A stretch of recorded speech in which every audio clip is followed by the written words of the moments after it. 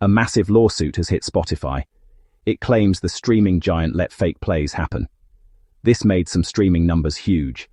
The lawsuit names the superstar rapper Drake as a major example. It says he benefited from billions of these fake streams. This case was not brought by Drake, though. It was filed by another rapper. A Long Beach artist called RBX is the lead plaintiff. He filed the class action lawsuit in a California court. He is representing a larger group of artists who may have been affected. The lawsuit is a big deal for the music world. It says that for years, Spotify knew about this problem. The claim covers the period between January 2022 and September 2025. During this time, the suit alleges a huge chunk of Drake's 37 billion streams were not from real fans. Instead, they came from bots. These are automated accounts designed to play songs over and over. The legal papers say this happened every single month, right under Spotify's nose. That has huge implications for how the platform operates. It is important to be clear about one thing. Drake himself is not being sued. So, how did these fake streams supposedly happen? The lawsuit points to a few strange patterns. It alleges a huge network of bot accounts was at work. These accounts played Drake's music on a loop, creating billions of inauthentic plays. The complaint mentions some very specific and odd examples to back this up. For instance, it highlights one of Drake's songs, No Face. Over just 4 days in 2024, the song was apparently streamed 250,000 times just from Turkey. This alone would be a huge number for one country. The details get even more suspicious. The lawsuit claims that these Turkish streams were hidden. It says the people behind the bots used VPNs.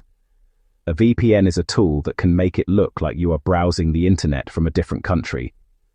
In this case, the streams were allegedly geo-mapped to the United Kingdom. This was done to hide where they really came from. The lawsuit also points to streams coming from places with no people.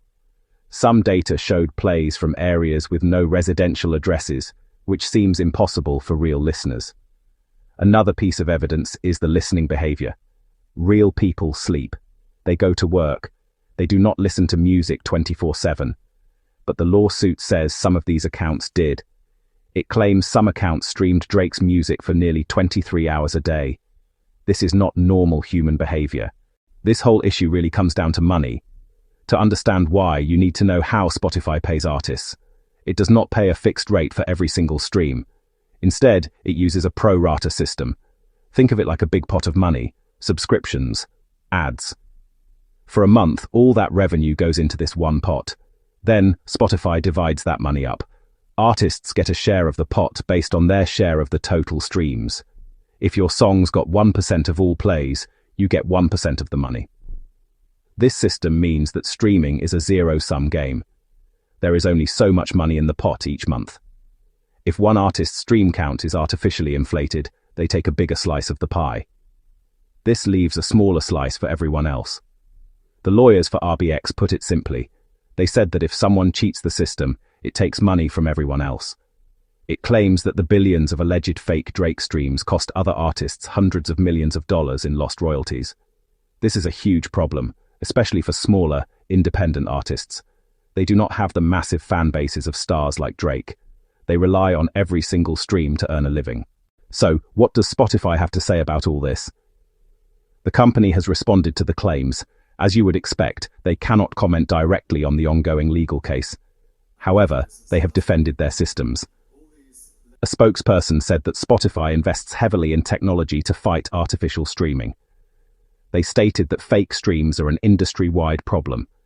They said they work hard to remove them from their platform. They want to protect the payouts for legitimate artists and rights holders who make a living from their music. To prove their point, Spotify mentioned a previous case. They pointed to a situation where a criminal was indicted for stealing about $10 million from various streaming services. Spotify noted that only about $60,000 of that total came from their platform. They used this example to suggest that their systems are effective at catching and stopping fraud. Their message is clear. They take this issue seriously and have robust measures in place to combat it. For fans, this lawsuit raises big questions about trust.